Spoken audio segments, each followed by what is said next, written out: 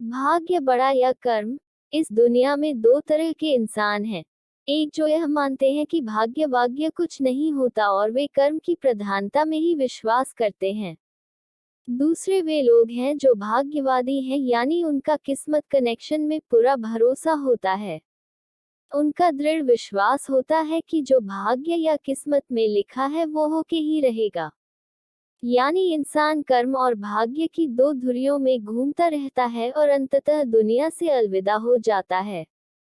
आज का युवा भी यही सोचता है कि बिना कुछ किए ही उसे वह सब कुछ मिल जाए जो वह चाहता है। इस विषय पर अक्सर बहस होती रही है कि आखिर कौन बड़ा है, भाग्य या कर्म। अनंत काल से ही ये बहस का विषय रहा है कि कर्म ज्यादा महत्वपूर्ण है या भाग्य। जब अर्जुन ने कुरुक्षेत्र में अपने स्वजनों को युद्ध के लिए अपने सामने खड़ा पाया तो उसका शरीर निस्तेज हो गया। हाथों से धनुष छूट गया।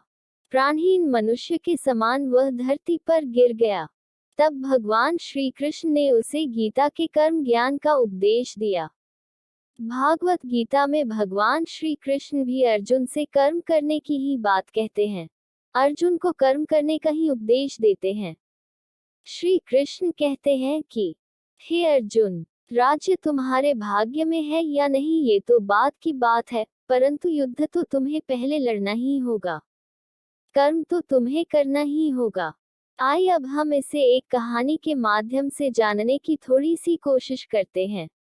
एक जंगल के दोनों ओर अलग अलग राजाओं का राज्य था और उसी जंगल में एक महात्मा रहते थे जिन्हें दोनों राजा अपना गुरु मानते थे। उसी जंगल के बीचों बीच एक नदी बहती थी। अक्सर उसी नदी को लेकर दोनों राज्यों के बीच झगड़े फसाद होते रहते थे। एक बार तो बात बिगड़ते बिगड़ते युद्ध तक आ पहुंची। कोई भी राजा सुलह को तैयार नहीं था, सो युद्ध तो निश्चय ही था।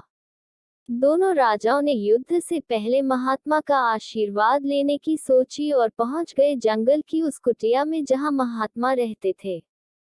पहले एक राजा आया और उसने महात्मा से युद्ध में विजय का आशीर्वाद मांगा। महात्मा ने कुछ देर उस राजा को निहारा और कहा कि राजन, तुम्हारे भाग्य में जीत नहीं दिखती, आगे ईश्वर की मर्जी। ये सुनकर पहला राजा थोड़ा विचलित तो हुआ। फिर उसने सोचा कि यदि हारना ही है तो पूरी ताकत से लड़ेंगे, परंतु यूं ही हार नहीं मानेंगे। और अगर हार भी गए तो हार को भी औरों के लिए उदाहरण बना देंगे, परंतु आसानी से हार नहीं मानेंगे। ये निश्चय कर वह वहां से चला गया। दूसरा राजा भी जीत का आशीर्वाद लेने महात्मा के पास आया, उनके पैर छुए और विजय श्री का आशीर्वाद मांगा। महात्मा ने उसे भी कुछ देर निहारा और कहा कि बेटा, भाग्य तो तुम्हारे साथ ही है। ये सुनकर राजा तो खुशी से भर गया और वापस जाकर निश्चिंत हो गया, जैसे कि उसने युद्ध तो जीत ही लिया हो। अंततः युद्ध का दिन आया। दोनों सेना एक दूसरे के आमने सामने थे और युद्ध का बिगुल बज गया। युद्ध प्रारंभ हो चुका था। एक तरफ की सेना ये सोचकर लड़ रही थी कि चाहे किस्मत में हार हो पर हम हार नहीं मानेंगे। हम अपना सर्वश्रेष्ठ कोशिश करेंगे, अपना सर्वस्व झोंक देंगे। और वही दूसरी तरफ की सेना एक निश्चिंत मानसिकता के साथ लड़ रही थी कि जितना तो हमें ही है तो घबराना कैसा।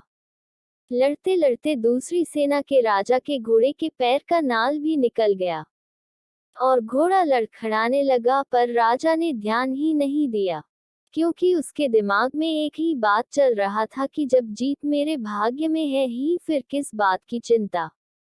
कुछ ही क्षण बाद दूसरे राजा का घोड़ा लड़खड़ा कर गिर गया, जिससे राजा भी जमीन पे गिर पड़ा और घायल हो गया और वह दुश्मनों के बीच घिर गया। पहले राजा के सैनिकों ने उसे बंधक बना लिए एवं उसे अपने राजा को सौंप दिया। युद्ध का निर्णय हो चुका था। युद्ध का परिणाम बिल्कुल महात्मा के भविष्यवाणी के उल्टा था। निर्णय के बाद महात्मा भी वहां पहुंच गए। अब दोनों राजाओं को बड़ी जिज्ञासा थी कि आखिर भाग्य का लिखा बदल कैसे गया। दोनों ने महात्मा से प्रश्न किया कि गुरुवर, आखिर ये कैसे संभव हुआ। महात्मा ने मुस्कुराते हुए उत्तर दिया, राजन, भाग्य नहीं बदला, वो बिल्कुल अपने जगह सही है, पर तुम लोग बदल गए हो। उन्होंने विजेता राजा की ओर इशारा करते हुए कहा कि अब आपको ही देखो राजन, आपने संभावित हार के बारे में सुनकर दिन रात एक कर दिया। सब कुछ भूलकर आप जबरदस्त तैयारी में जुट गए, ये सोचकर कि परिणाम चाहे जो भी हो पर हार नहीं मानूंगा। खुद हर बात का ख्याल रखा, खुद ही हर रणनीति बनाई, जबकि पहले आपकी योजना सेनापति के भरोसे युद्ध लड़ने का था। अब महात्मा ने पराजित राजा की ओर इशारा करते हुए कहा कि राजन, आपने तो युद्ध से पहले ही जीत का जश्न मानना शुरू कर दिया था। आपने तो अपने घोड़े की नाल तक का ख्याल नहीं रखा। फिर आप इतनी बड़ी सेना को कैसे संभालते और कैसे उनको कुशल नेतृत्व देते? और हुआ वही जो होना लिखा था। भाग्य नहीं बदला, पर जिनके भाग्य में जो लिखा था उन्होंने ही अपना व्यक्तित्व बदल लिया। फिर बेचारा भाग्य क्या करता? दोस्तों, हमें इस कहानी से यह सीख मिलती है कि भाग्य उस लोहे की तरह वहीं खींचा चला जाता है जहां कर्म का चुंबक हो। हम भाग्य के अधीन नहीं हैं, हम तो स्वयं भाग्य के निर्माता हैं।